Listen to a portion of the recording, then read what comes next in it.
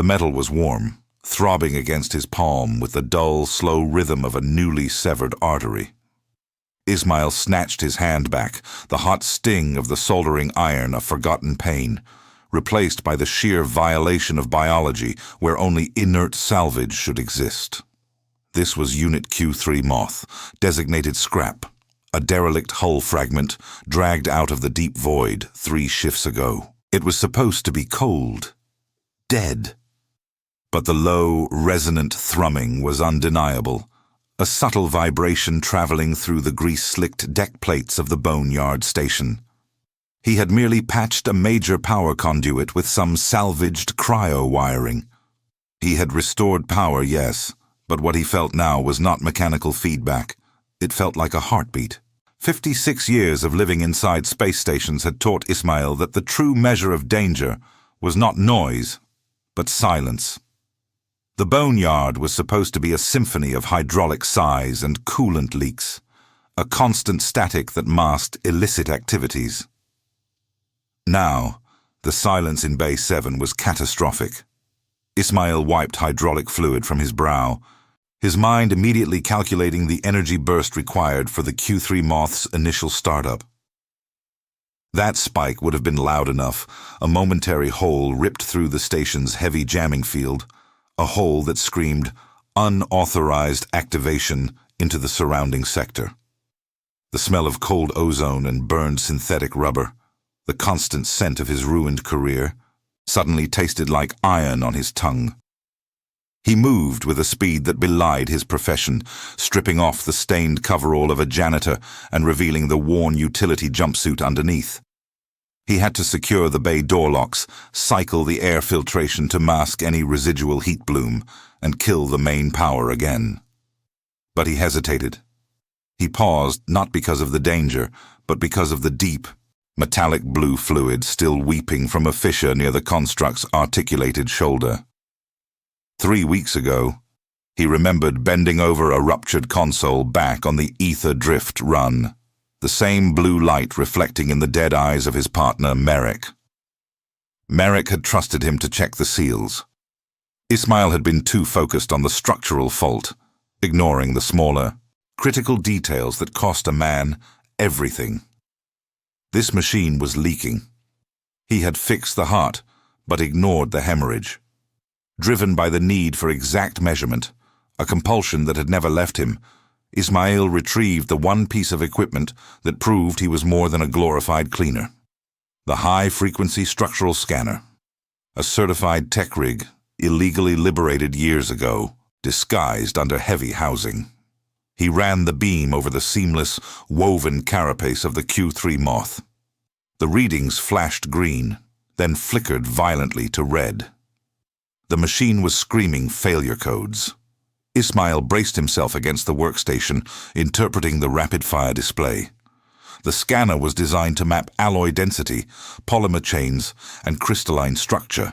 It wasn't reporting any of those things. It wasn't even attempting to categorize the material as standard xenotech. The display showed repeating molecular structures of impossible complexity. Not random arrangement, but precise, specific chains. It looked like coding, except the building blocks were far heavier than typical silicon or carbon, yet bound together in spirals and sequences. It wasn't a circuit board woven from metal, but code woven from matter. The implication hit him like a rapid decompression. This wasn't mere alien machinery. The scanner was recognizing what functionally constituted a nucleotide arrangement, the building blocks of engineered biological data. He stopped breathing for a second, the realization paralyzing him. The Q3 Moth was not an android, not a drone, and certainly not scrap metal. It was a bio-integrated intelligence, a weapon system based on self-replicating synthetic DNA. It wasn't mimicking life. It was a proprietary life form, designed with a stability and durability far exceeding fragile carbon-based organisms like himself. This was the fundamental, critical difference between complex machine architecture and engineered life, the molecular ability to repeat and reorganize. Metal endured, but flesh Even synthetic flesh adapted. Ismail rubbed the grime from his eyes. He had resuscitated synthetic biology, classified far beyond any contemporary engineering patents. He wasn't looking at a repair job. He was facing a capital offense. The corporatocracy, which owned every particle of matter in this sector down to the dust motes on his boots, cared little for morality. They cared only for proprietary technology and the control of next-generation biomass engineering. If they found this Q3 Moth operational, they would charge him with unauthorized creation and activation of classified property. Illegal salvage carried a fine and asset seizure. This carried 3 generations of prison labor. He checked the long-range passive scanner, the one linked secretly to the main comms array, and found the faint, icy prickle of an inbound signal echo. It was a tracer, thin and fast, the signature of a survey frigate 20 hours out, maybe less if they burned hard on a transit line. 20 hours before the entire bay was sealed, and he was dragged out, not as a janitor who fixed things, but as a black market creator who stole their future. His fingers clenched around the scanner housing. He could destroy the Q3 Moth now. One pulse from the thermal disruptor aimed directly at the now warm power conduit, and the thing would revert to inert scrap, its biological code overwritten by chaos. Nobody would ever know. The signal spike would be dismissed as a sensor anomaly, a power surge in the volatile junk heap of Boneyard Station. He raised the disruptor, the metallic taste of his own guilt thick in his mouth. He remembered the feeling of failure from the Great Excursion a decade ago, the crippling shame of having been the designated fixer who could not fix the biggest failure of all. He had devoted the last 10 years to restoring order to mechanical chaos, meticulously patching and salvaging discarded systems, finding a small, desperate echo of redemption in the inanimate. This compulsion, this quiet, dangerous need to restore wasn't about the machines. It was about proving to the ghosts that he wasn't completely broken, that he could still bring something back from the edge of the void. He lowered the disruptor. He had spent his life force bringing this engineered thing back. To destroy it now, to willfully extinguish the subtle thrumming of this new, impossible life, would be to admit that his compulsion was nothing more than an extension of his own destructive tendencies, a way to play God until he realized he couldn't manage the consequences. He stared at the Q3 Moth. It was massive, draped across the salvage cradle, its layers of dark, woven material glistening faintly in the cold light. He reached out again, his calloused finger tracing the line where he had sealed the fissure, feeling the steady, rhythmic pulse beneath.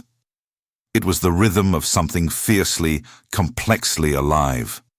He hadn't just fixed wires, he had activated a synthetic organism that held untold secrets of resilience and replication. A quick, necessary task pulled him back to the practical reality of the station. He pulled a rag from his pocket and began meticulously wiping the spilled blue fluid from the floor plating. The fluid wasn't oily. It was thick, non-conductive, smelling faintly of brine and something else, something sharp and metabolic. He collected the contaminated rag and sealed it in a lead box. He needed to apply a more stable sealant, something that could manage the internal pressure of a synthetic vascular system without dissolving. He worked swiftly, the muscle memory of the elite technician overriding the anxiety of the janitor. He knew how to secure a perimeter, how to hide his tracks, how to disappear systems into the static of the boneyard. It was the survival skill of those who understand the mechanical world better than the human one. The Q3 Moth remained silent, static, yet the faint warmth radiated outward.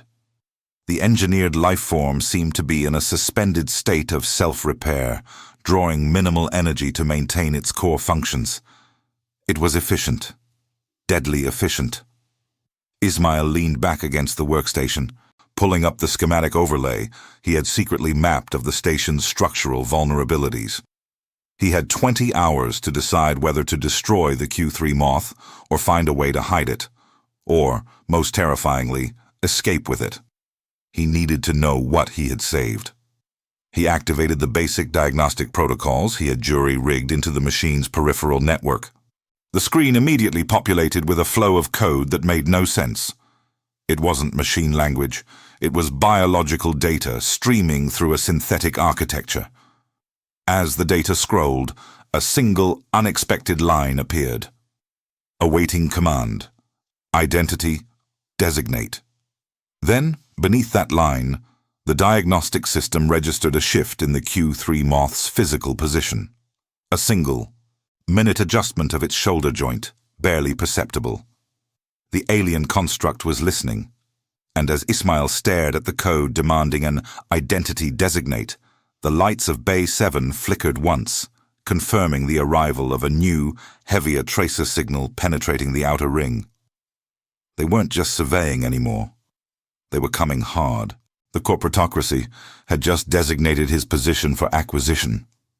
He looked back at the machine he had inadvertently resurrected and saw in the reflection on the woven carapace not the face of a janitor, but the desperate, strained expression of a father who had just breathed life back into a bomb.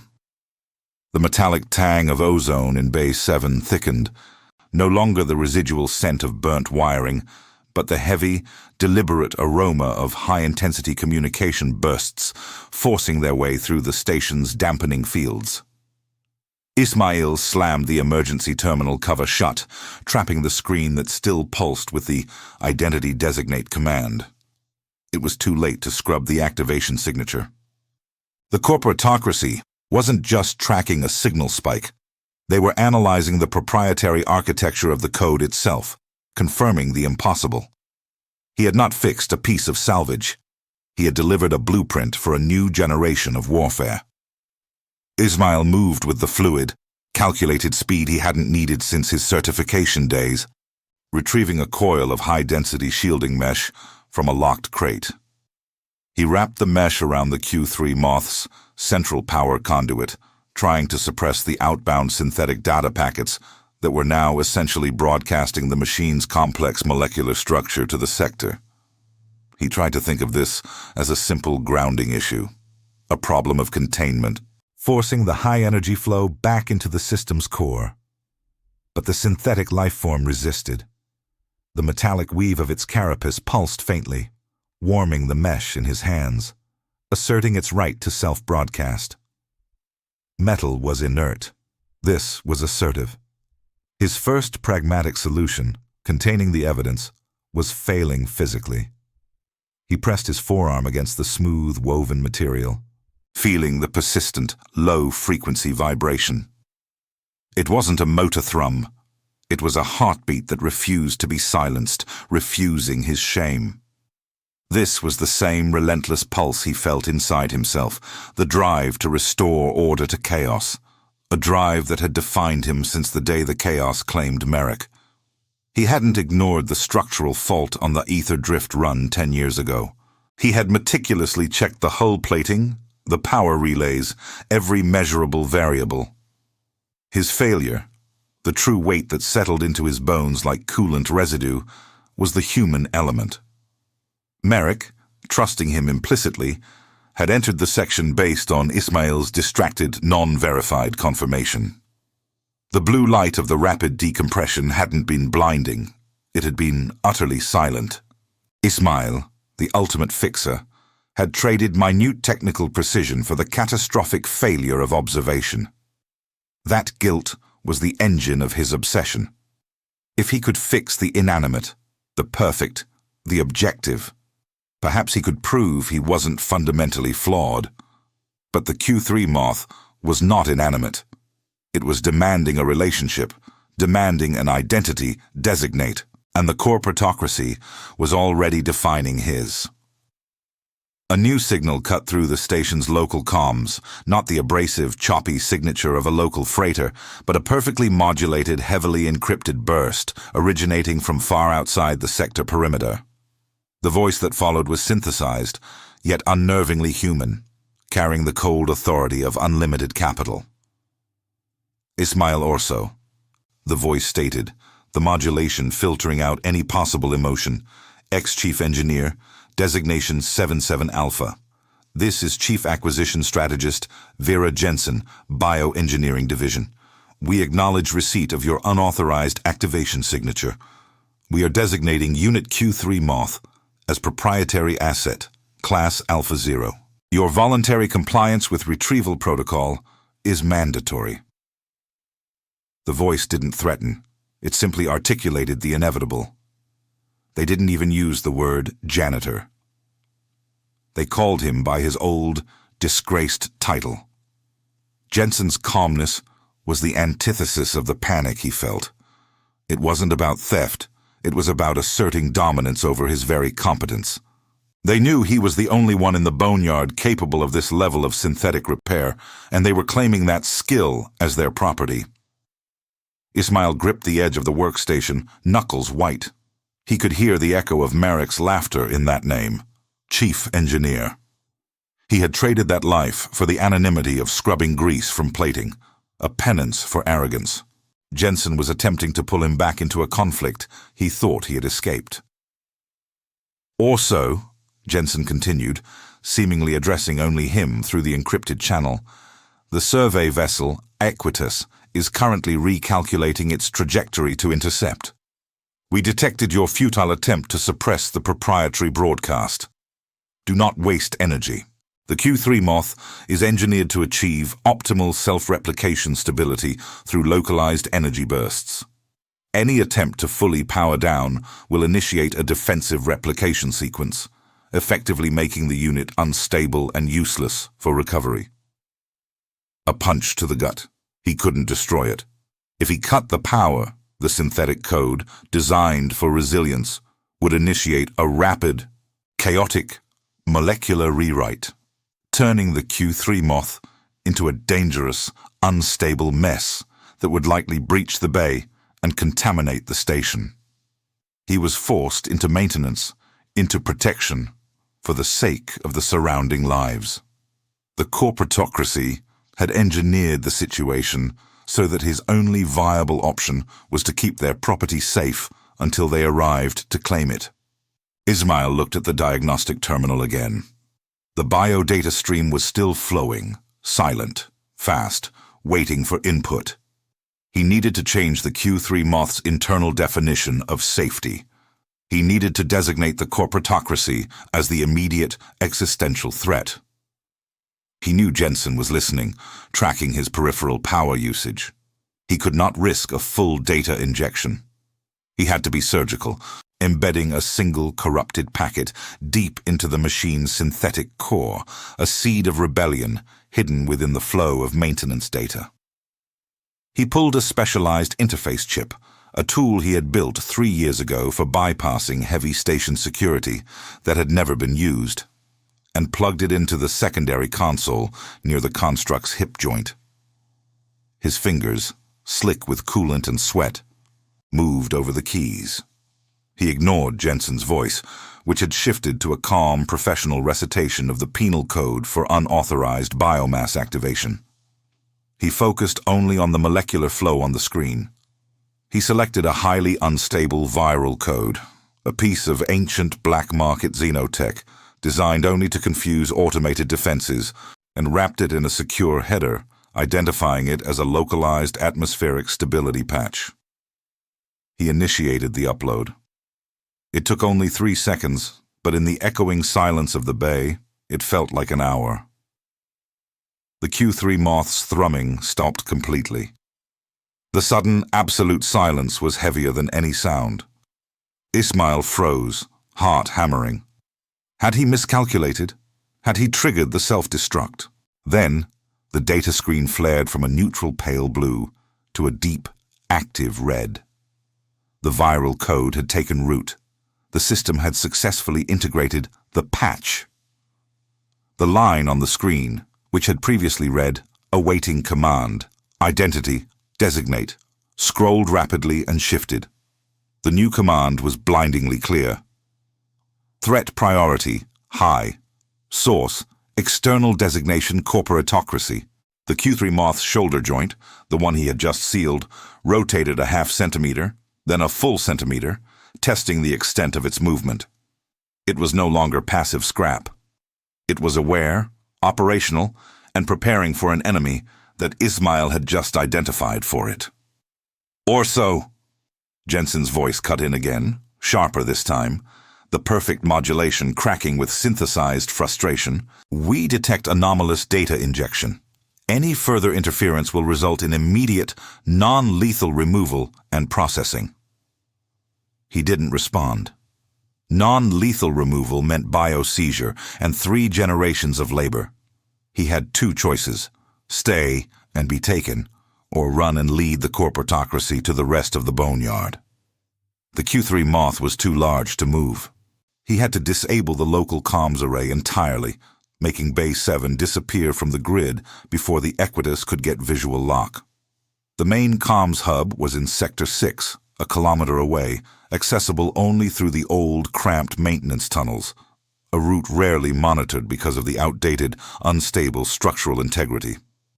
Ismail grabbed his worn utility pack, secured the disruptor pistol, and headed for the narrow maintenance hatch disguised under a coolant tank.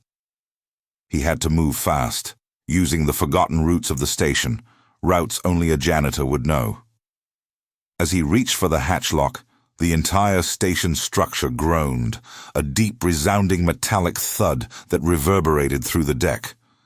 It wasn't the slow, predictable shift of the boneyard settling. This was impact. The sound of heavy docking clamps engaging the outer hull. The clock had just run out. The Equitas hadn't slowed down for surveillance. It had deployed an advanced breaching unit. The emergency red lights of the station began to strobel, and an automated voice, laced with static, cut through Jensen's channel. "Warning. Structural integrity breach detected. Outer hull Sector 6. Initiating lockdown." Sector 6, the comms hub. They hadn't come for the bay. They had come for the route connection. Ismail pulled the maintenance hatch open, adrenaline spiking. He needed to disable the comms. But the corporatocracy had just cut the path and sealed the tunnels. He didn't have minutes anymore. He had perhaps 60 seconds to get into the shaft before the pressure equalization lock slammed shut forever.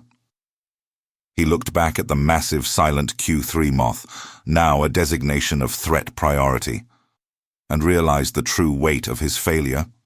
He had resurrected something beautiful and terrifying, and now he had to abandon it in the moment of its greatest need to save himself. He scrambled into the shaft, pulling the hatch closed just as the final agonizing clunk of the Sector 6 pressure locks resonated through the metal. He was trapped in the tunnels, and the battle for the Q3 Moth had begun 3 kilometers away. The pressure equalization locks sealed Sector 6 with a sound like a guillotine.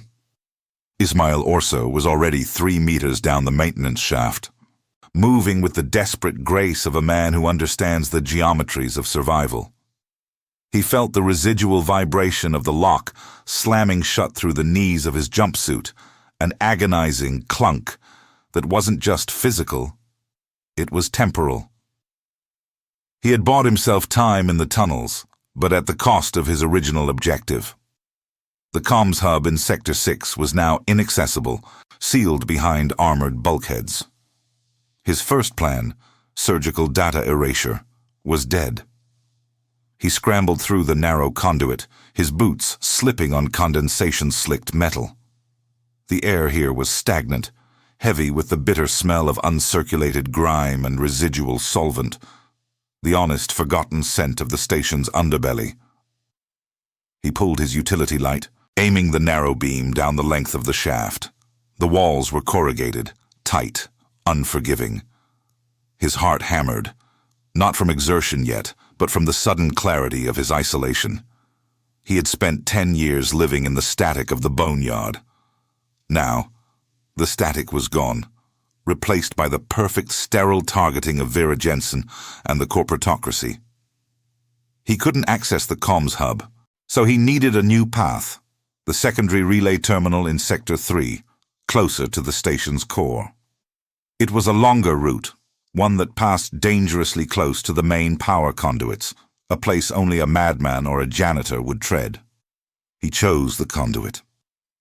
Ismail stopped at a junction box, prying the cover with a specialized pry bar. He needed a bypass signal strong enough to punch through the Sector 6 lockdown and reroute the system diagnostics, forcing the central computer to register the Equitas Advance Unit as a minor decompression event. If the station believed the threat was internal and contained, it might revert to standard security protocols, allowing him access to the main grid controls, where he could then flood the local comms with heavy interference. His hands, already slick with sweat and coolant residue from Bay 7, fumbled slightly as he connected the bypass cables. The metallic taste in his mouth intensified, a mix of fear and the memory of Merrick. He mentally chastised himself for the lapse in control. Focus, Orso. Focus. He injected the bypass code. The junction box panel flashed bright green. Success. He felt a fleeting surge of pride, the old engineer proving the janitor was merely a disguise. The Sector 6 lockdown signal flickered, starting to degrade. Then, a harsh electric snap. The green light vanished, replaced by an angry, high-pitched whine. The surge protector on the junction box blew, spitting molten insulation onto the floor. Ismail snatched his hands back, swearing under his breath. The corporatocracy wasn't just tracking his signals. They had anticipated an attempt at structural bypass and had reinforced the central integrity protocols. They had created a smart trap, turning his solution against him. His 3-second window had closed. The failure cost him the pry bar, which had fused to the smoking junction, and 3 precious minutes. Worse, the failed bypass attempt hadn't just stalled the lockdown degradation, it had triggered an alarm in the surrounding subsectors. Not a general blare, but a silent, targeted notification pinging straight to the Equitas breaching team. Unauthorized access attempt, maintenance tunnels adjacent to Junction 4 Delta. We acknowledge your second attempt, Orso. Jensen's synthesized voice cut through the ambient static of the station's internal frequency, cold and close. Your attempts at technical subterfuge are impressive, but ultimately pointless. Your competence is simply delaying the inevitable. Move toward an accessible junction immediately. We prefer to collect you intact. Ismail didn't need to answer. He knew they were tracing his movements through thermal signature analysis on the junction box. He was now running with a timer. He needed to get to the secondary relay in Sector 3, or his heat signature would become a literal breadcrumb trail for Jensen's team. He moved faster now, forcing his body into the punishing rhythm of the confined tunnels. His breathing grew shallow, ragged. He was 56, and the years spent scrubbing floors had dulled the combat conditioning of his youth, substituting endurance for speed. He was running on pure adrenaline and guilt. De mal en pire. From bad to worse, his father's old saying echoed in his head. This was the story of his life. Every solution creating a worse problem. He slid around a narrow bend, emerging into a section of the tunnel that opened into a slightly larger utility cavern filled with thick, ancient conduit tubes running along the ceiling. This area was dark, prone to structural microfractures, which was exactly why he hoped Jensen hadn't thought to scan here immediately. He stopped, pressing himself against the cold metal, forcing his breathing under control. He pulled out the long-range passive scanner, the one he'd linked to the main comms array in Part 1, and ran a quick sweep. The screen lit up with horrifying clarity. Jensen hadn't just deployed one unit. The Equitas had inserted 2 squads. The first, Squad Alpha, was sealing off the exit in Sector 6. The second, Squad Beta, was moving fast, cutting through the main storage level directly above him, coordinating a 3-point intercept at Sector 3. They weren't just pursuing him. They were establishing a containment grid around the secondary relay. He was trapped. But the scanner also picked up a highly localized, low-power emission signal near the Sector 3 relay point. It wasn't the corporatocracy's encrypted pulse. It was erratic, choppy, and utilizing an extremely outdated frequency, a frequency only used by old guard, independent salvagers. Someone else was already at the relay. Ismail gripped the scanner, his knuckles white against the plastic housing. The boneyard was supposed to be empty of anyone competent enough to use that frequency, much less operate near the highly restricted core. He had a potential ally, or a potential hostage, or worse, a complication he couldn't afford. He initiated a tight beam burst on the old frequency, using a non-standard protocol that would only resonate with older equipment. Identify static.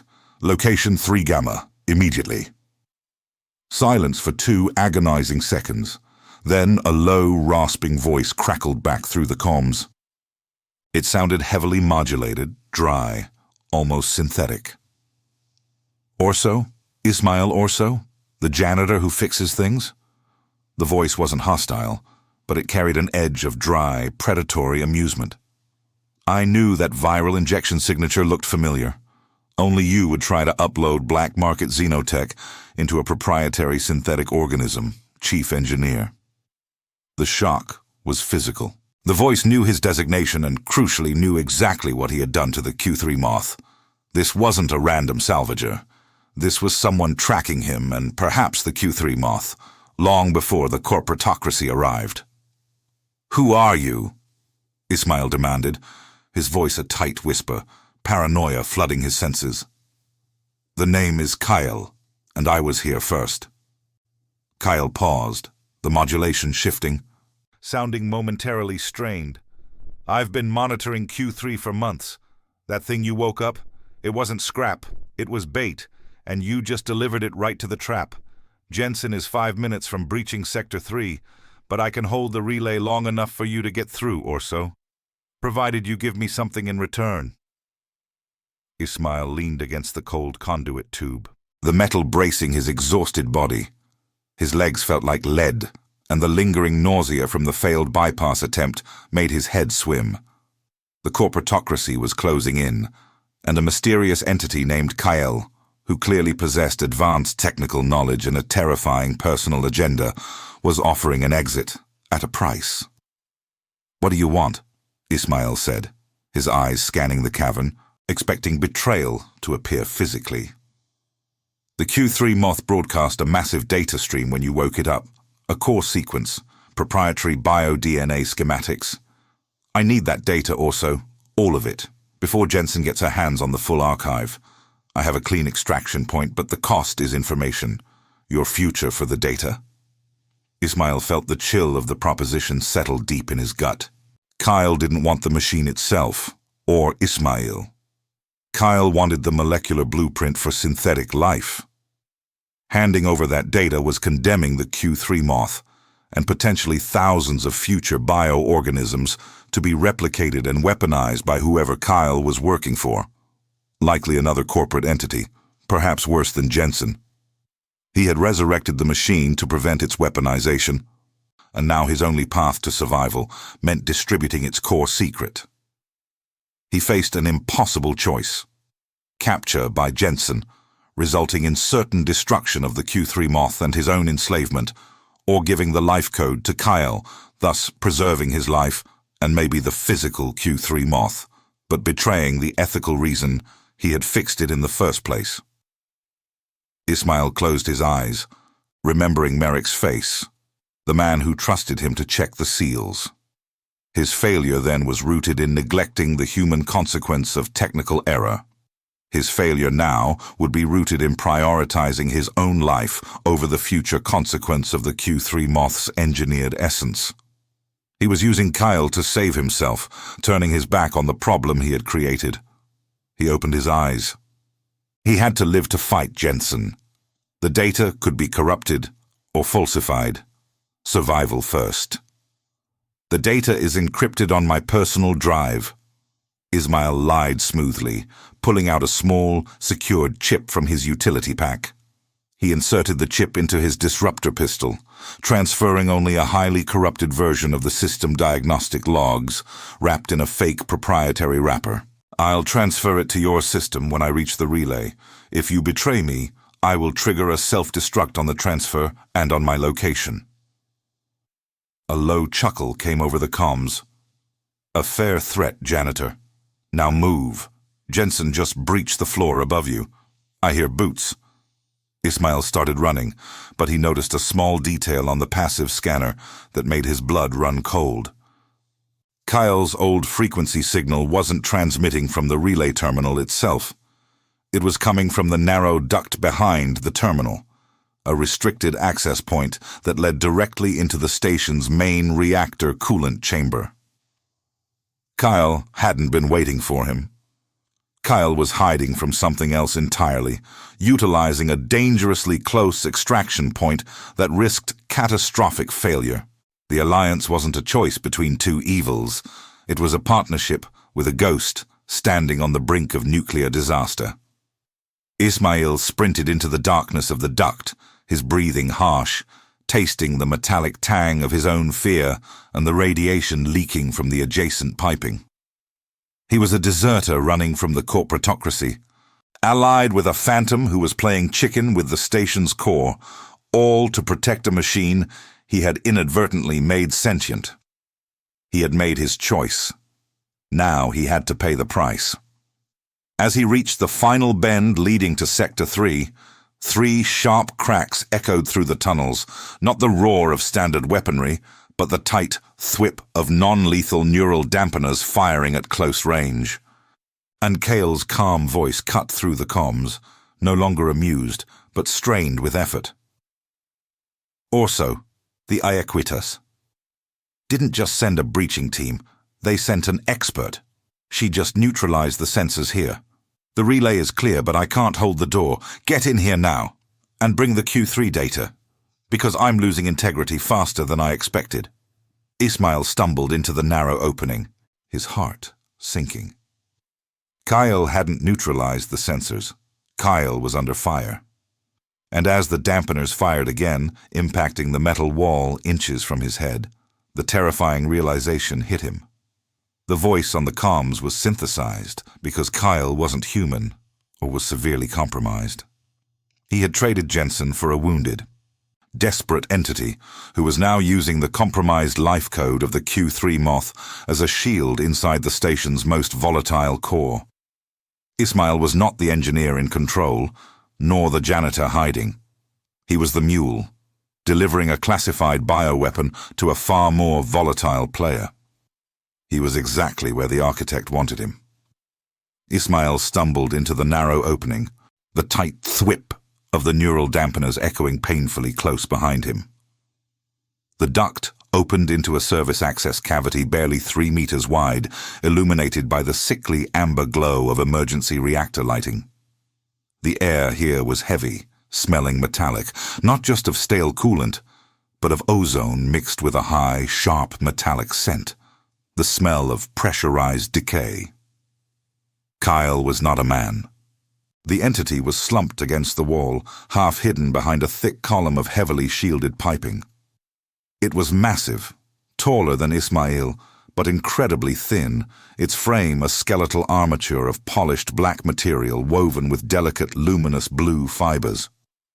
It bore a terrifying architectural similarity to the Q3 Moth, but where Q3 was seamless and durable, Kyle was shattered. Sections of the woven carapace were scorched and cracked, revealing shimmering internal components that pulsed erratically. A deep, wet wound marred its flank, leaking non-conductive fluid identical to the blue substance Ismail had meticulously cleaned up in Bay 7. Kyle turned its head, a motion that seemed to require enormous effort. The face was a synthetic approximation of a skull, devoid of features except for a single, horizontal photoreceptor slit that flared momentarily at Ismail.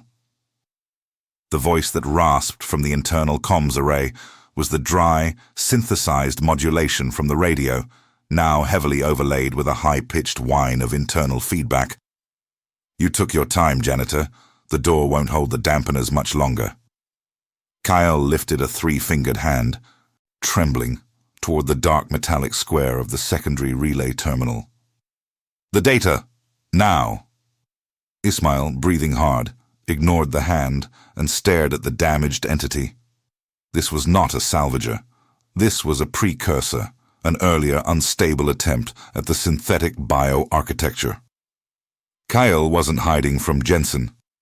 Kyle was evidence Jensen was trying to eliminate. Ismail pulled the corrupted chip from his disruptor pistol and slammed it into the terminal's input port. There. Transferring the diagnostic logs now. That's all you get. Kale's mechanical hand clamped down on the terminal housing, its strength shocking. The synthetic voice lost all modulation, becoming a jagged, painful whisper of pure data transfer feedback. Lies. Or so. I detect the proprietary wrapper, but the core sequencing is garbage. Black market xenotech. Viral. You betrayed me. Ismail didn't flinch, even as Kyle leaned closer, the scent of burning electronics acrid. I owed you nothing. You're using the Q3 Moth's life code as currency, while hiding in a reactor core. You're trading my safety for mass proliferation of a bioweapon. Mass proliferation. Kyle laughed, a horrible, grating sound of grinding metal. The entity's single photoreceptor focused on Ismail, no longer with predatory interest, but with profound, weary rage. You think I want to replicate this horror? You think I need the data to steal its secret? You self-righteous fool. I need the data to understand what they did to me. Kale slammed a fist onto the terminal, cracking the housing. I am Unit Q1 Kyle, operational 10 years ago, decommissioned after the Great Excursion. The excursion you failed to prevent, Chief Engineer. That failure wasn't structural. It was design implementation. The revelation hit Ismail like a rapid decompression. The memory of Merrick, the blinding blue light, the crippling shame of his technical oversight, it all flooded back, but now colored by Kyle's presence. You were there, Ismail whispered, feeling the blood drain from his face. I was the prototype Orso, assigned to Sector 4. When the excursion failed, the energy spike didn't cause a simple decompression. It was the Q-series initial defensive molecular rewrite. The biological code began to corrupt and replicate chaotically. The ether drift crew, Merrick, everyone, they weren't killed by the structural breach. They were killed by the unstable biological matter I was leaking. The corporatocracy called it an accident to mask their failure. Kale leaned back, its internal blue light flickering violently. The Q3 Moth you fixed?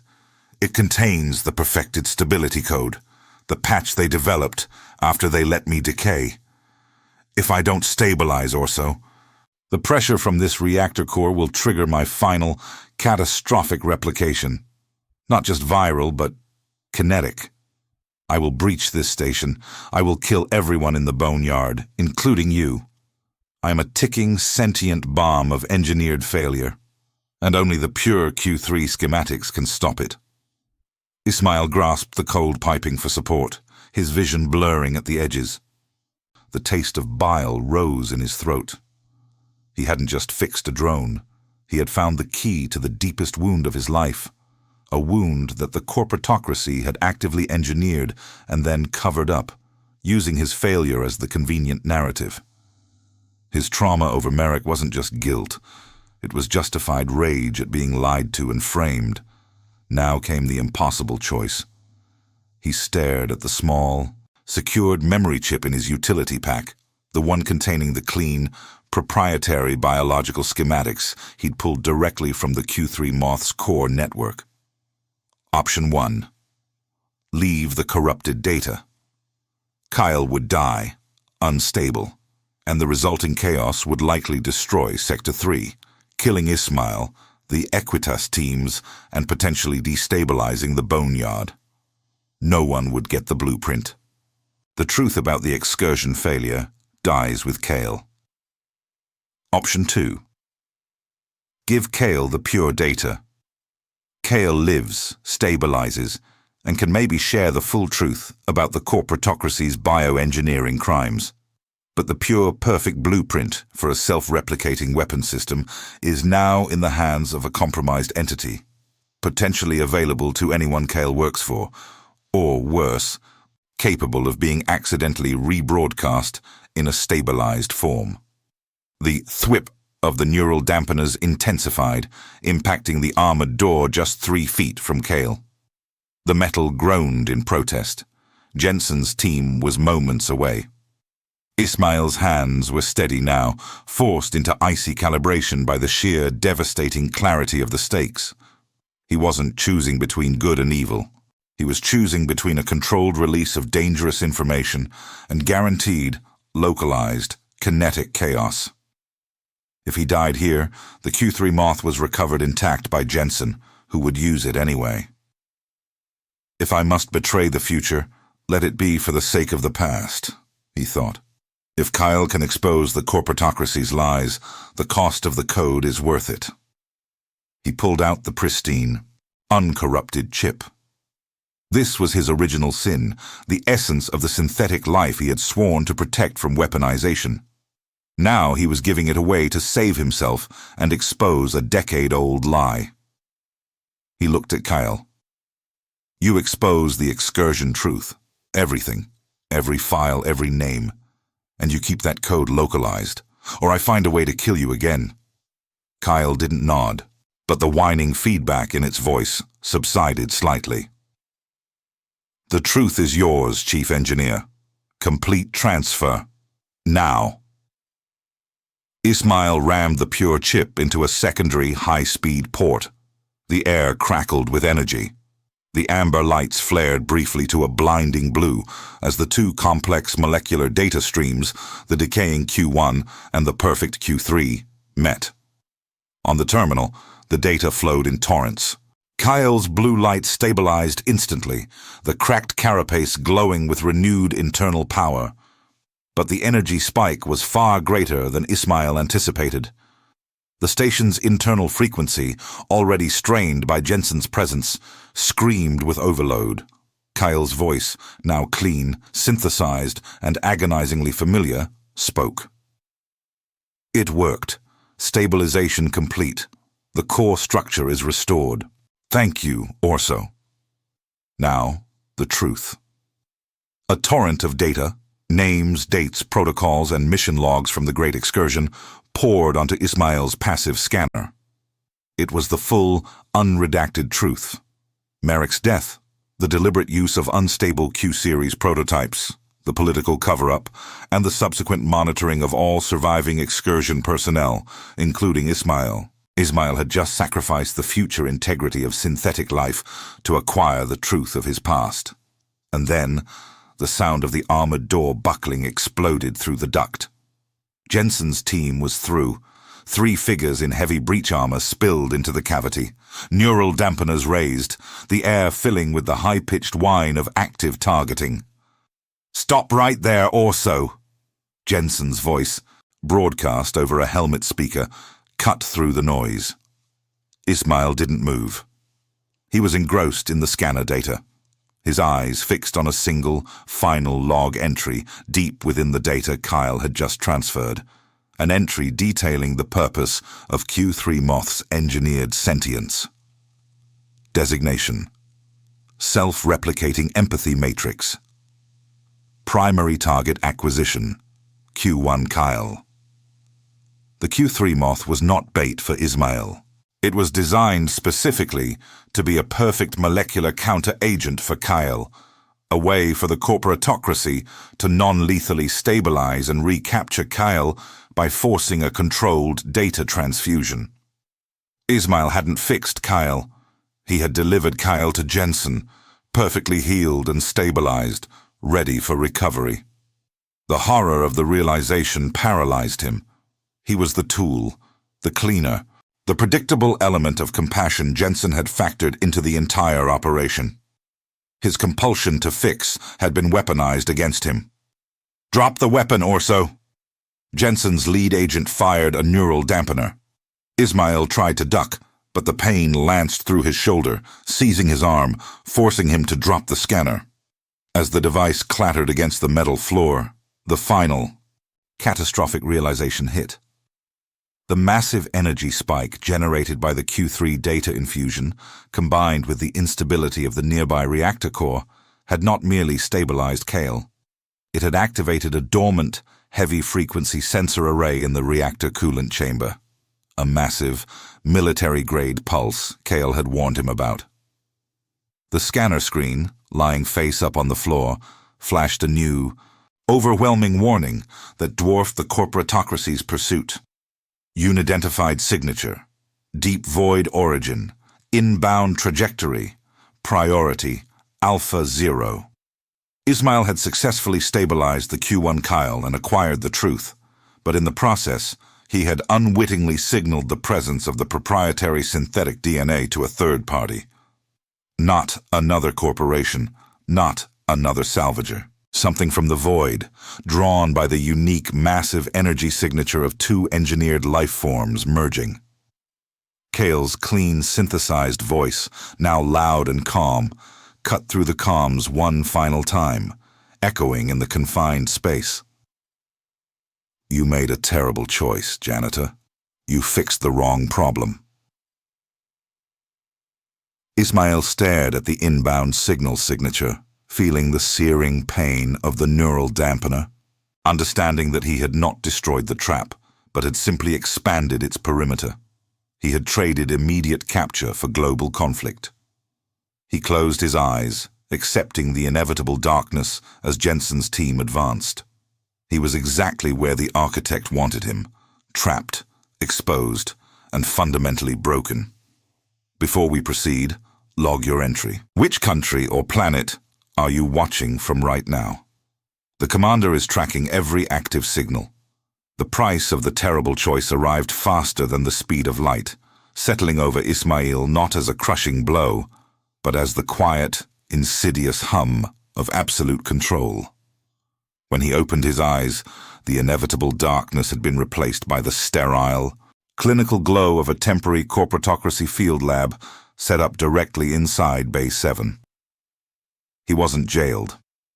He was strapped into a maintenance harness near his original workstation, his working arm, the left, secured only loosely to allow fine motor function. His right arm hung uselessly, numb and cold, a dead weight against his side, seized completely by the neural dampener Jensen's team had fired.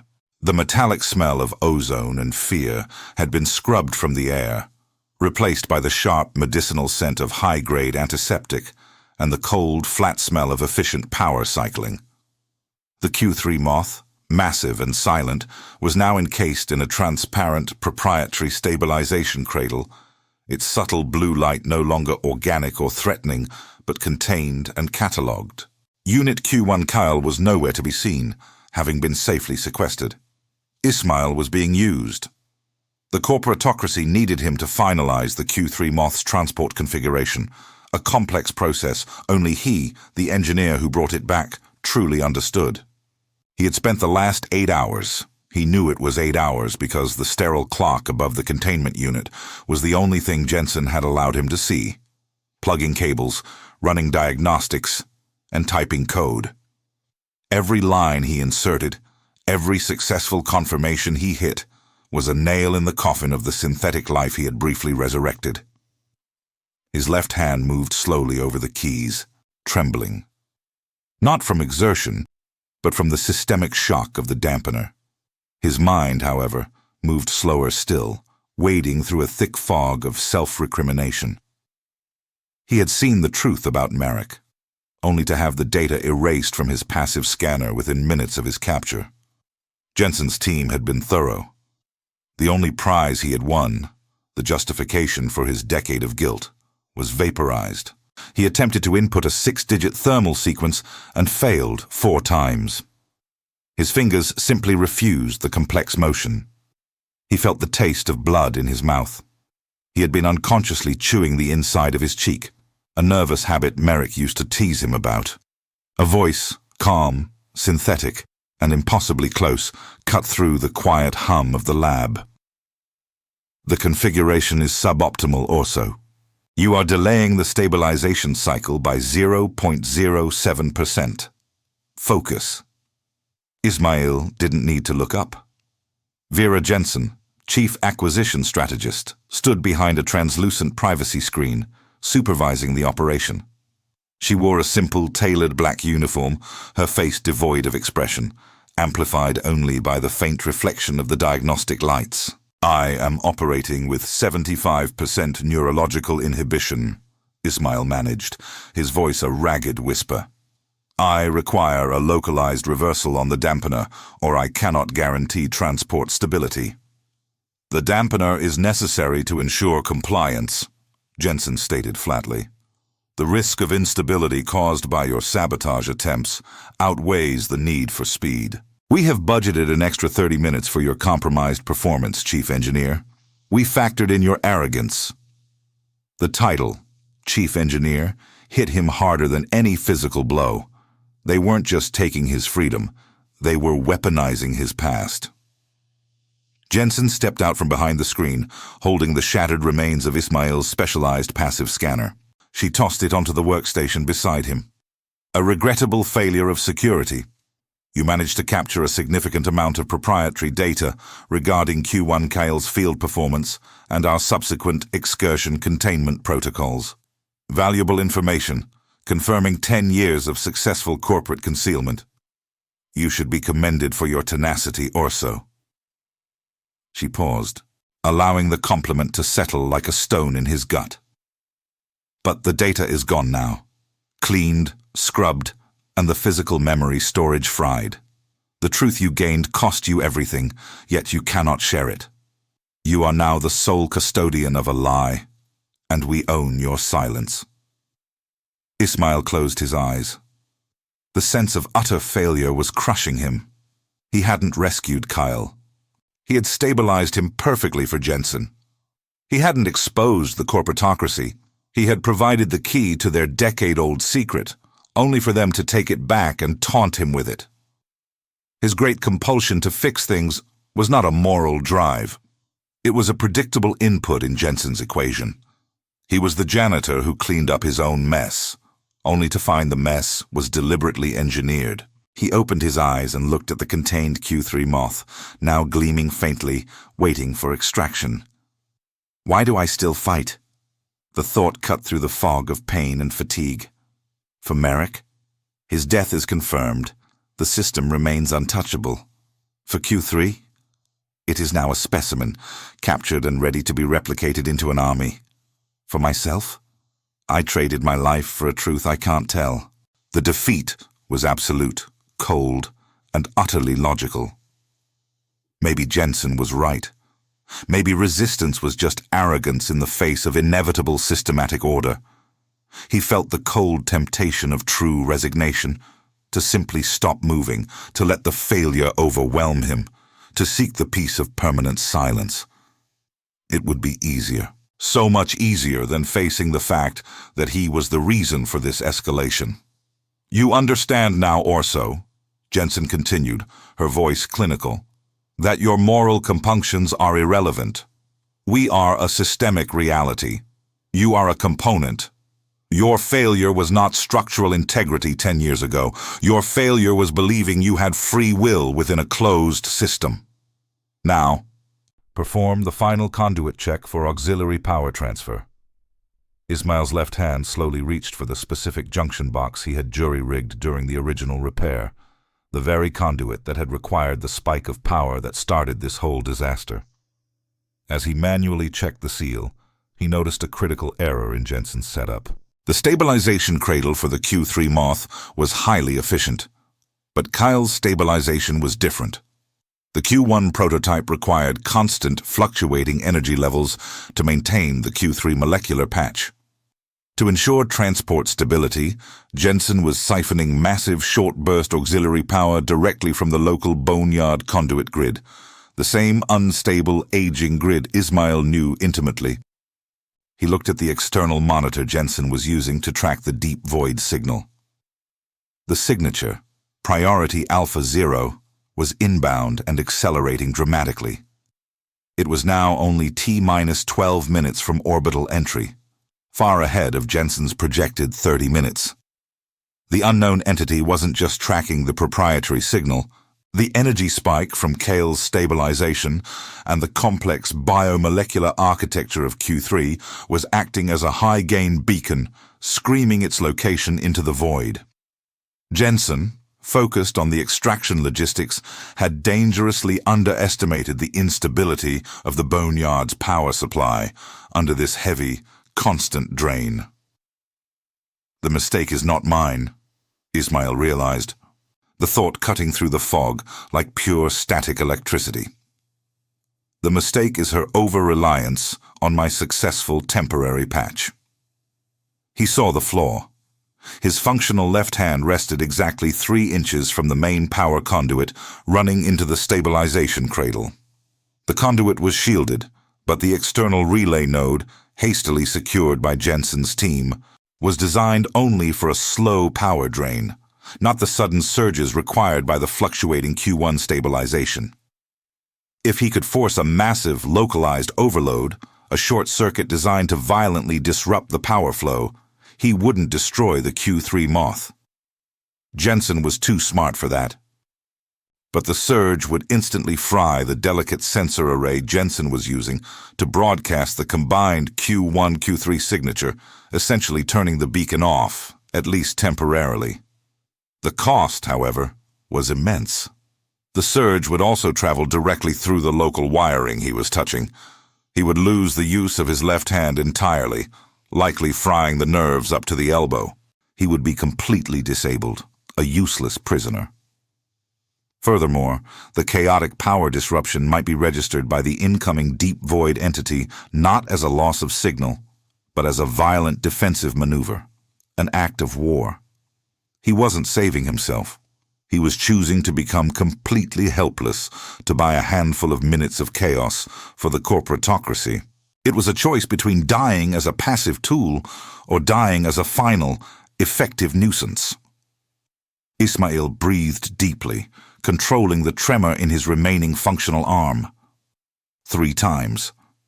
That old military technique didn't calm the fear, but it focused the intent. I am not the hero trying to save the world, he confessed internally, a brutal moment of auto-judgment.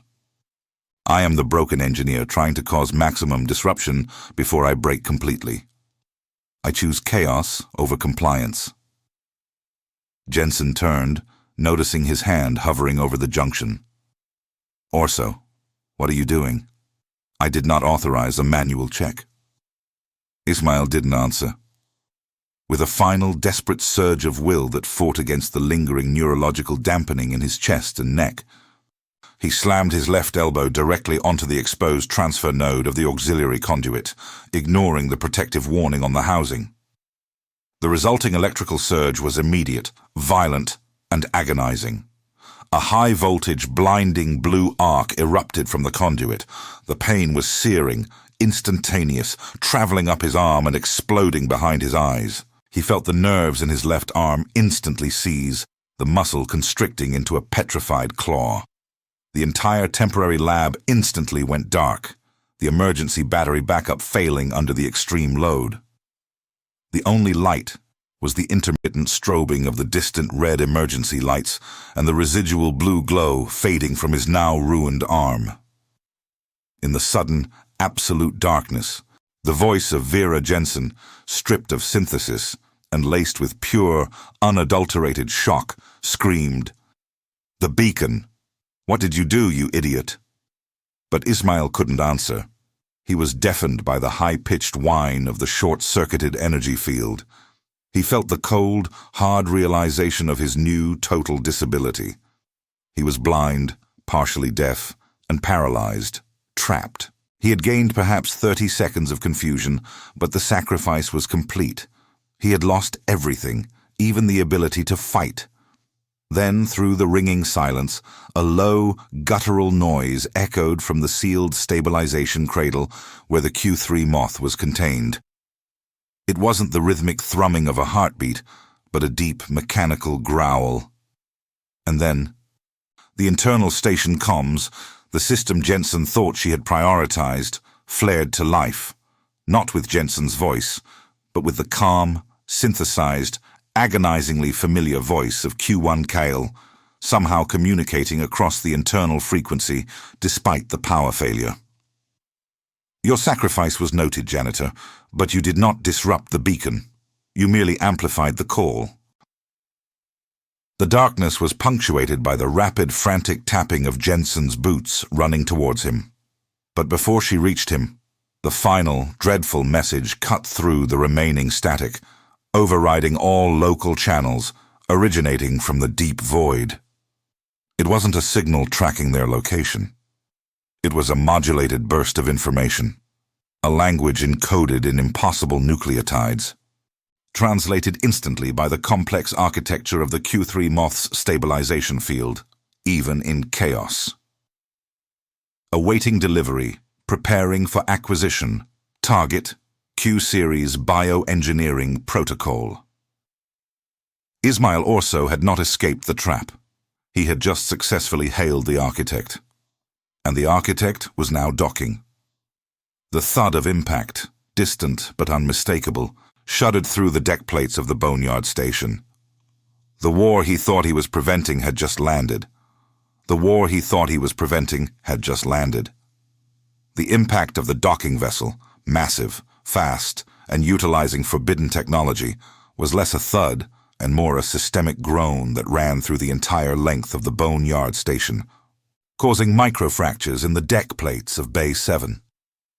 Ismail, blinded by the residual flash of the short circuit and deafened by the high-pitched metallic whine of the damaged systems, felt the deck rise and then settle violently beneath the maintenance harness. In the absolute darkness, Jensen was scrambling. Her scream had been immediate, primal, stripped of the synthetic modulation she favored. The momentary lapse in control was the small, costly victory Ismail had bought with his left arm. He could feel the ruined limb hanging rigidly, a petrified claw fixed to the workstation, nerves instantly seared, dead weight against the straps. He forced himself to rely on vibration and sound. He heard the harsh shh of Jensen's tactical boots sliding on the antiseptic slick floor, moving not toward him, but toward the auxiliary power box, where he had induced the surge. Logic dictated repair first. His failure, his complete physical incapacitation, had now become his single desperate shield.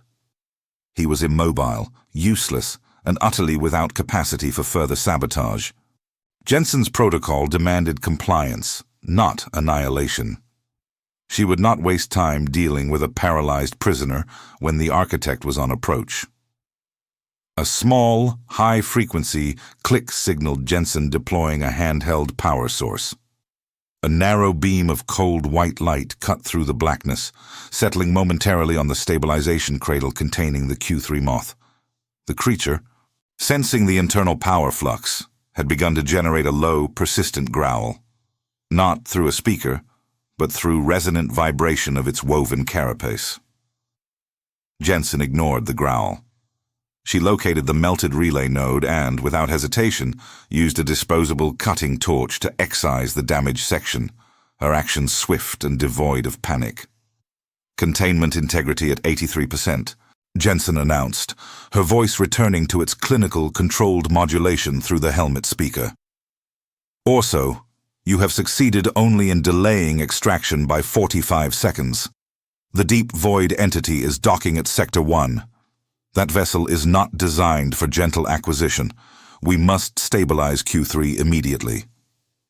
She activated the cradle's backup generator, and the room was bathed again in the sterile white light. Jensen finally turned toward him, her tailored black uniform immaculate despite the chaos. She approached the workstation and grabbed the front of his jumpsuit. "Your final act, Orso, was pitifully predictable," she hissed, pulling his face close to hers. He could smell the faint scent of ionized air on her breath. "You chose maximum disruption, trading your hands for a few seconds. The data signal was already transmitted. You simply made it messy. Now you will finish the transport configuration, or I will initiate a localized cellular dissolution on your remaining viable limbs. Your choice." Ismail couldn't speak. past the high-pitched whine in his ears, but he focused his eyes on the containment unit monitor Jensen had just brought online. The status bar read, "Acquisition Protocol active." But beneath that, the Q3 Moth was fighting. The internal blue light within the stabilizing cradle pulsed erratically, the complex synthetic tissues resisting the physical constraints. The machine was operational, aware, and demanding an identity designate. "You fixed the wrong problem," Kale had taunted. No, Ismail hadn't fixed Kale. He had merely provided the Q3 schematics, and in doing so, he had stabilized an entity designed to be a weapon against the architect's inevitable search. But now, seeing the final configuration process, he understood the deepest layer of his failure. The original identity designate command was not asking who Q3 was. It was asking for its mission. Jensen defined that mission as acquisition. But the machine, now fully integrated with Q1's historical data and Kale's residual panic, was resisting the designation. The Q3 Moth needed a designation that defined its existence beyond being a corporate asset. Ismail forced the thought past his neurological inhibitors. "I cannot save myself. I must define the Q3 Moth's purpose." He managed a ragged gasp, the effort sending a spike of pain through his shoulder. The cradle requires manual override code to finalize data transfer. Jensen didn't hesitate. She knew he was lying. The cradle was fully automated, but she was running out of time. And the deep, resonating clank of the external docking ports engaging Sector 1 was a brutal reminder of the clock. "Give me the code, Orso, now." It's stored in the peripheral diagnostic buffer, Sector 3. He indicated a small, innocuous data port on the workstation, a port he had installed years ago to back up routine environmental logs. Jensen laughed, a dry, dismissive sound. A sentimental lie. "You hid the code in the one place you knew would be safe from corporate audit. Fine. Efficiency dictates retrieving it." She signaled one of her armored guards who had just entered the bay. "Retrieve the diagnostic buffer from the designated port. Bring it here. If Orso is lying, terminate him." Jensen, confident in her control, turned back to the Q3 Moth. She needed to manage the external threat, and that meant ensuring the target was ready for transfer. She began inputting the final security locks on the containment cradle. Ismail's chance was now. The guard was moving toward the data port. He had approximately 5 seconds before the man reached it. Ismail couldn't move his right arm at all. His left arm was a dead weapon, but the act of slamming his elbow into the conduit had generated more than just electrical chaos. It had fused the metal housing of the conduit to the steel clasp of his harness, anchoring him rigidly to the workstation. He was paralyzed, yes, but he was braced. He looked down at his feet. His boots rested on the greasy, familiar deck plate of Bay 7, right above the main station coolant line. His feet, though stiff, were not paralyzed. He chose failure as his final tool. He didn't try to kick the guard. He didn't try to sabotage the power. He used the only part of himself that was still functional and intimately familiar with the station's structural weaknesses. His legs, strengthened by years of manual labor. Ismail drew his knees up, a move that should have been impossible while strapped in. He slammed his heels down, not with violence, but with precise, calculated force, aiming for the known weak point in the floor plating right over the coolant line junction. Crack! The sound was sharp, metallic. He felt a searing, agonizing pain shoot up his spine from the forced impact, but the deck plate cracked open, rupturing the low-pressure coolant line directly underneath. A thick, blinding cloud of sub-zero cryo-mist instantly erupted from the floor, flooding Bay 7. The temperature dropped catastrophically, from 20 degrees Celsius to below zero in 3 seconds. The corporatocracy agents, trained for sterile, temperate environments, reacted instantly to the pressure loss and flash freeze. The guard staggered, his visor frosting over instantly. Jensen spun around, her face obscured by the sudden freezing fog. "Containment breach!" she yelled, her voice choked with ice crystals. "Thermal lock failure! Protocol Zeta!" Ismail's lungs burned from the cold. He was immobilized, exposed, but alive. The cryomist was his ally. He was the janitor who knew where the rust ate the metal, where the pressure lines ran thin, and how the station would fail under stress. Jensen, focused on saving the billion-credit asset, abandoned the workstation and rushed to the Q3 Moth's cradle, using her body as a temporary thermal barrier. In that precious moment of confusion, Ismail, bracing against the frozen harness, forced his ruined left arm, the petrified claw, to move a final, agonizing inch. He leveraged the metallic fusion of his elbow against the conduit housing, prying open the shattered plastic casing of the terminal monitor he had just used. He couldn't type. He couldn't see the screen through the fog. But his fingers, though useless for fine motor control, were still capable of mashing large objects. He grabbed the shattered remains of his original passive scanner, the one Jensen had contemptuously tossed aside, and drove the jagged edge into the core power relay of the open terminal, forcing a physical short, not for power, but for data injection. The terminal screamed with static. Ismail, acting on pure, desperate muscle memory, used the pressure of the harness against his chest to force a single, overwhelming data packet into the system. He didn't inject a virus or a self-destruct. He injected a single corrupted line of code, designed not to destroy Q3, but to hijack the Identity Designate command, overriding Jensen's acquisition protocol. Ismail's breath hitched, feeling the nerves in his forearm tear and separate. The pain was beyond screaming. It was silence, cold and absolute. Then the static cleared. The Q3 Moth's cradle, encased in frost and shrouded in mist, flared with an intense, aggressive blue light. The containment integrity alarm, which had been screaming, abruptly shut off.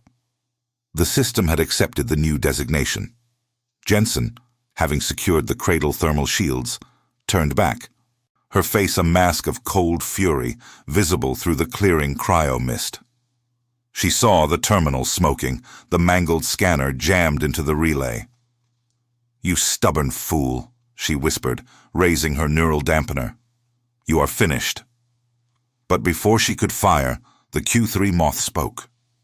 Not over the comms, but through the pressurized air of the bay itself, a low, subsonic resonance that rattled Ismail's teeth and vibrated Jensen's tactical visor. Designation accepted. Protocol RESTORE.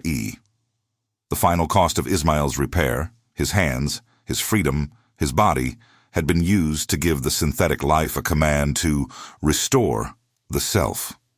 Not to fight, not to surrender, but to define its existence as autonomous, rejecting the corporate designation. The Q3 Moth began to rise from its cradle, shedding its stabilizing restraints like useless membrane. The movement was slow, deliberate, and impossibly strong. Jensen didn't panic. She calculated. "Orso, you have compromised Unit Q3. It is unstable. Prepare for immediate asset vaporization." She raised her disruptor pistol, aimed at the construct's central conduit. She would rather destroy the perfect specimen than allow it to become autonomous or fall into the hands of the architect. But the deep void entity had already arrived. The resonating impact from Sector 1 repeated, closer this time, accompanied by the sound of hull plating tearing under tremendous external force. The station alarms, muted by the cold and the short circuit, now blared to full power, a cacophony of red strobing light and shrill warnings. A new signal, originating not from the comms array but from the raw atmosphere, flooded the bay. It was the deep void entity communicating directly to the Q3 Moth, a language of impossibly complex nucleotide sequences vibrating the very air. The Q3 moth paused its ascent. It had received the command from its true creator. It looked at the cradle, at the corporatocracy agents, and finally, its single focused blue photoreceptor fixed on Ismail, strapped and broken on the workstation. It was a look of objective calculation, not malice or gratitude. It had been given autonomy and now had to choose its immediate action. The Q3 moth ignored Jensen's disruptor.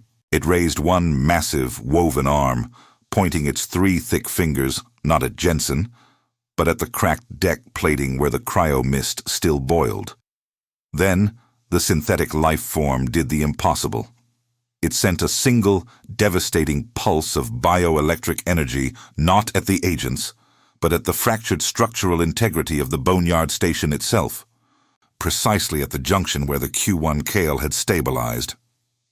The entire Bay 7 structure shuddered, the deck plates buckling violently. The noise was overwhelming. Jensen lost her footing, scrambling to maintain the disruptor's lock. The Q3 moth had not chosen to fight Jensen. It had chosen to eliminate the common ground. It had chosen the ultimate disruptive pragmatism, destroying the location to preserve the self. Jensen realized the implication instantly. Evacuate. It's destabilizing the structure to shed mass. We lose the asset. She didn't waste another second on Ismail. She turned and sprinted toward the sealed bulkhead, abandoning her post for the efficiency of self-preservation. Her last words, echoing over the collapsing metal, were pure, cold logic. The structural data is on the Aequitas. Orso is irrelevant. Leave him. The 2 remaining guards, disoriented and freezing, retreated, leaving Ismail alone, strapped to the workstation, paralyzed, watching the massive Q3 moth disappear into the cloud of mist and dust rising from the buckling floor. It was gone. Free, autonomous, and utterly terrifying. Ismail Orso had won the battle for the Q3 moth's designation. But the victory felt like pure annihilation.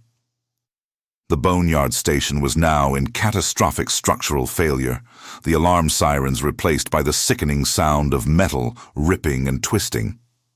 The intense heat of the Q3's counterblast mixed with the flash-freezing cryo-mist, creating a vortex of chaos. He looked down at his left arm, which had purchased this victory. It was rigid, cold, and useless. He was permanently disabled, tethered to a collapsing station, but the final cost was still arriving. As the bay door buckled inward, torn open by the pressure differential and the impact of the deep void vessel docking at Sector 1, the noise subsided just enough for Ismail to hear the internal communication system crackle one last time. Q1 Kyle's synthesized voice, calm and detached, cut through the static, addressing him directly. The Q3 data you gave me, the clean schematics, was encrypted on a proprietary loop. Jensen is recovering the data now from the Aequitas mainframe. Your choice only gave the architect one problem to solve, Janitor: the location, not the technology. Ismail closed his eyes, accepting the final, brutal irony. He had gained a single, painful, temporary victory of autonomy for Q3, but had failed to protect the secret, ensuring the complete proliferation of the bioweapon he had sought to contain. He opened his eyes as the light of the deep void entity's docking bay spilled into Bay 7. The light wasn't white, blue, or red. It was a dense, ancient amber, and it carried the distinct, non-conductive metallic smell of life from outside the system. He was broken, blind in one sense, deaf in another, paralyzed in 2 limbs, and abandoned. But he had chosen chaos over compliance, and that choice, he realized, was the only thing that mattered in the face of absolute systemic control. Ismail, the broken fixer, looked up at the overwhelming amber light and knew his true function had just begun. He was the last remaining element of complexity in Jensen's now broken equation. He had survived the confrontation. Now he faced the architect. The silence came not as peace, but as a dull, heavy pressure, the physical result of the boneyard station settling into its new, fractured equilibrium. When Ismail finally swam back to consciousness, the ambient light was soft and diffused, a clinical white that hurt his eyes less than the red strobe of the emergency alarms. He wasn't in Jensen's field lab, nor was he still strapped to the workstation. He lay on a thin, sterile cot, surrounded by equipment he didn't recognize. The air was dry, filtered beyond sterile, carrying a residual scent of cold plasma and something else. Something ancient and utterly non-metallic, like stone heated by a distant star. He was in an isolation pod, sectioned off within a hastily constructed medical bay near Sector 2. The boneyard was no longer a corporation scrapyard. It was a contested asset. Ismail tried to sit up. His right arm, the first to be hit by the dampener, refused to obey the command entirely, remaining a dead weight. His left arm, the one he had sacrificed on the power conduit, was worse. It lay on the sheet, bandaged from elbow to fingertips, rigid and cold, fixed in the clawed posture of his final act of sabotage. The nerves were seared. The hand was useless, a permanent, grotesque monument to his victory. The pain, once a blinding fire, was now a deep, continuous ache, the new static of his existence. He was 56, permanently crippled, and trapped in the heart of a conflict he had unleashed. A figure entered the pod. Not an armored guard, but an entity draped in shimmering, woven obsidian fabric. It had no visible features, yet conveyed an undeniable presence of authority and calculation. This was the Acquisition Observer, the vanguard of the deep void entity, the architect. Ismail Orso. The voice was a complex chord of synthesized tones, rich and resonant, lacking Jensen's sharp efficiency, yet infinitely more patient. Chief Engineer, Designation 77 Alpha. Your existence has caused significant deviation in the projected acquisition timeline. The Q3 Moth is secured. Q1 Kyle is stabilized and contained. Agent Jensen and the Equitus have withdrawn. The local conflict is resolved. Ismail swallowed, his throat dry. He struggled to find the air to ask the one question that mattered. The data, the schematics, Q3. The clean schematics for the Q-series synthetic DNA are safe. They are currently being analyzed by the architect's primary processing core, the entity stated. As Q1 Kale correctly predicted, you failed to protect the core secrets, prioritizing localized chaos over long-term strategic integrity. You served as an excellent catalyst, however. Ismail closed his eyes, accepting the final, brutal analysis. He had not only failed to stop the weaponization of Q3, he had expedited the transfer of its schematics to the most powerful, unknown entity in the sector. He had destroyed himself to ensure the proliferation of synthetic life. The designation, Ismail rasped, forcing his ruined vocal cords to work. The Q3 Moth, its command, Protocol Restore. Did it? It maintained the designation, the observer affirmed. The Q3 Moth is now undergoing internal replication stability protocols defined by its own autonomy. It is defined by Restore, the restoration of its own functional integrity, independent of Jensen's acquisition. It has eliminated the immediate local threat to self, which included the boneyard structure itself, and departed with the architect's extraction vessel moments ago. A hollow echo of triumph settled in Ismail's chest. He had paid his hands, his freedom, and the peace of the sector, but he had defined the synthetic life he had brought back. He had given Q3 purpose beyond being a corporate tool. The observer turned, focusing its non-eyes on Ismail's petrified left hand. Your physical consequence is extreme. You performed a non-quantifiable sacrifice. We observed that you chose total self-annihilation over compliance. We do not understand the variable of such severe, illogical self-destruction when the outcome remained strategically inevitable. "You don't understand guilt," Ismail whispered, "or the need to clean up your own mess." The entity paused, a long, quiet moment of computational silence. Guilt is a non-essential metric in self-replicating systems. You chose to expose the truth of the Great Excursion, validating your decade of penance. You fixed the past by breaking your future. Your purpose is now expended, Chief Engineer. Ismail understood. He was now a historical footnote, a damaged organism. "What happens now?" Ismail asked, his voice weak. "The Boneyard." Merrick. The Boneyard is scheduled for immediate, total decommissioning to prevent the spread of the unstable Q1 residue, the observer stated. Your partner, Merrick, remains deceased. His life and your subsequent guilt served their purpose in driving this acquisition. You are now designated as surplus mass. The architect has no use for non-functional organic material. Ismail was being abandoned again, not by corporations, but by the cold logic of an advanced entity. They were cleaning up their stage, and he was refuse. He knew what he had to do. He used his functional right leg, scraping his boot heel against the side of the cot until he located the emergency release mechanism on the restraint harness. He kicked it, once, twice. The metal latch snapped open. He slid off the cot, collapsing heavily onto the cool, sterile floor. The pain screamed through his paralyzed limbs, but he ignored it. He was a janitor who knew the Boneyard was dying. If he was surplus, he needed to find the nearest exit before the structural decomposition began.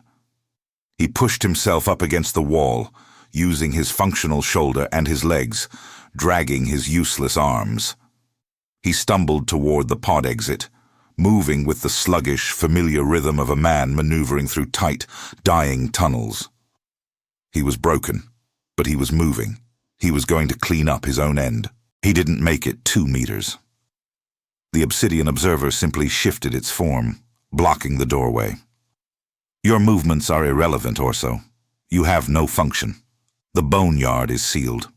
Your death is scheduled for structural processing in T-minus 50 minutes. Ismail stopped, leaning his head against the cold, smooth wall. His breathing was labored, shallow. He looked down at his petrified left hand, fixed in its final, useless claw. He had sought redemption in the precision of repair, only to find it in the absolute commitment to chaos. He had nothing left to lose. "I won," Ismail whispered, focusing on the observer's shimmering silhouette. "I define the life I fixed. Q3 is free. Jensen lost. The corporatocracy is exposed. I am broken, yes, but I won." The observer tilted its head, an oddly human gesture. "Your definition of victory is severely limited. You sacrificed everything for a moral distinction that impacts none but yourself. We find the human capacity for self-delusion concerning." Ismail didn't argue. He had chosen the cost. He looked around the pristine, sterile medical bay, the ultimate contrast to the grease and metal of Bay 7. He saw no more messes to fix, no more failures to restore, only the inevitable. He had spent his life believing that metal endured and flesh adapted. He had believed that the precision of technology was the path to order. But the synthetic flesh of Q3 had achieved autonomy not through precision, but through the chaos of human guilt and sacrifice. He dragged himself back to the empty cot. He sat down, propping his back against the cold wall, accepting the finality of the 50-minute countdown. Ismail Orso had always known that the core difference between metal and flesh was durability. Metal endured, scarred but structurally sound. Synthetic flesh adapted and replicated. But human flesh, it broke and it remembered. His life, his hands, his trauma, they were all used up. He closed his eyes, feeling the permanent fixed structure of his ruined left arm. The failure was absolute, the cost paid in full. There were no more messes left to clean. His own hands, once defined by the precision of fixing metal, were now useless flesh. But the difference, he finally understood, was the choice: to carry the weight. The difference between metal and flesh, he finally understood, was not durability, but permanence. This story is now part of the archive. Subscribe to help preserve future transmissions, and share this episode with someone who still believes in science.